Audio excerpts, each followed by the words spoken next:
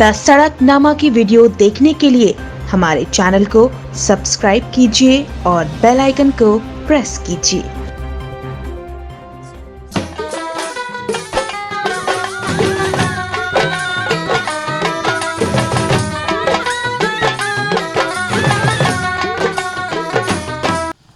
नमस्कार, मैं हूं प्रमोद और आप देखना शुरू कर चुके हैं दी-सड़कनामा.com।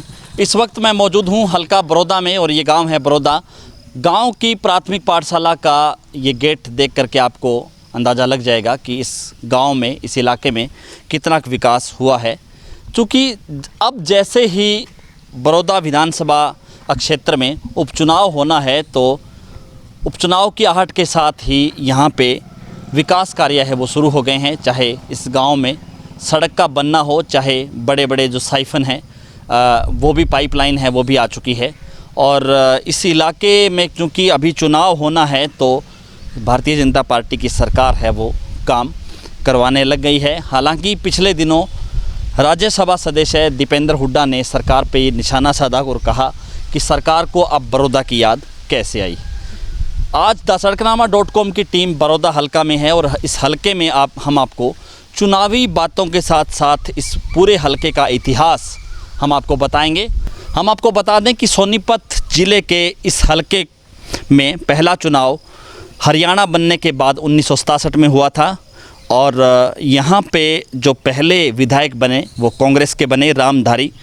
उसके बाद 1968 में चुनाव हुआ तो श्यामचंद, चूँकि ये हम कह सकते हैं कि 2005 तक ये जो विधानसभा क्षेत्र है ये अनुसूचित जाति के लिए आरक्षित रहा और 2009 में जो पहला चुनाव हुआ जब इस हल्के को सामान्य हल्के में शामिल किया गया, यानी कि जनरल हल्का इसको बना दिया।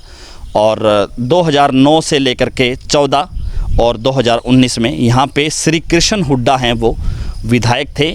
3 बार विधायक बनने के बाद चूँकि अब श्री कृष्ण हुड्डा का निधन हो गया है तो उनके निधन के बाद ये बड़ौदा सीट है वो खाली हो गई है और अब यहाँ पे उपचुनाव होना है। इस उपचुनाव की आहट के साथ ही सरकार ने जहाँ पे विकास कार्य है वो शुरू करवा दिए हैं। मैं आपको तस्वीरें भी दिखा रहा हूँ कि बड़ौदा गांव में इस वक्त मैं मौजूद हूँ जहाँ पे सड़क का निर्माण कार्य है वो चल रहा है और पाइपलाइन है वो भी आ चुकी है। बेशक इस गांव का जोड़ आज भी ओवरफ्लो है।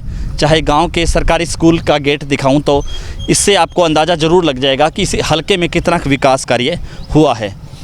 इस हल्के का इतिहास मैं आपको बता दूं कि अनुसूचित जाति का ये हल्का जो 2009 से पहले तक अनुसूचित जाति हल्का ये था और यहाँ पे सिर्फ 2 ही ऐसे एमएलए रहे जो कैबिनेट में जिन्होंने जगह बनाई।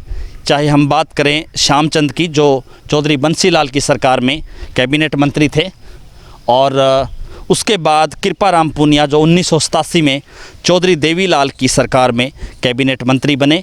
उद्योग मंत्री वो थे जिनको चौधरी देवीलाल अपना उत्तराधिकारी बना सकते थे, क्योंकि डॉक्टर सतीश त्यागी की किताब में ऐसा लिखा हुआ है कि जो चौधरी देवीलाल चाह रहे थे कृपाराम पुनिया को अपना उत्तराधिकारी बनाना।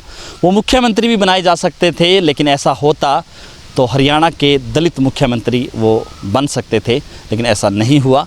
और बड़ौदा हल्का के बारे में मैं आपको बताऊं तो 2009 में यहाँ पे पहला जनरल चुनाव हुआ जिसमें श्री कृष्ण हुड्डा यहाँ से विधायक बने।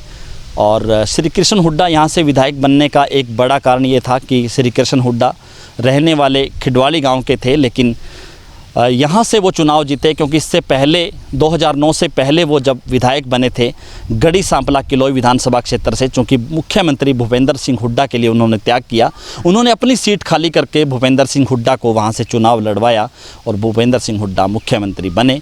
उसके बाद भूपेंद्र सिंह हुड्डा ने उस एहसान का बदला उतारने के लिए श्री कृष्ण हुड्डा को बड़ौदा, जो कि 2009 में पहला जनरल चुनाव हुआ तो यहाँ से उन्होंने विधायक बनाया। और 2009 के बाद चाहे मैं बात करूँ 2014 की या 2019 की तो तीनों बार ही श्री कृष्ण हुड्डा वो यहाँ से विधायक रहे। चूँकि अब श्री कृष्ण हुड्डा का निधन हो चुका है तो यहाँ पे उपचुनाव होना है। ये बड़ौदा हल्का का इतिहास है जिसके बारे में मैं आपको लगातार आपसे चर्चा करता रहूँगा। इस वीडियो को आप ज़्यादा से ज़्यादा शेयर कीजिए ताकि तमाम लोगों तक, ताकि तमाम हरियाणा वासियों तक बड़ौदा गांव की आवाज़ ज़रूर पहुँचे। बहुत बहुत शुक्रिया।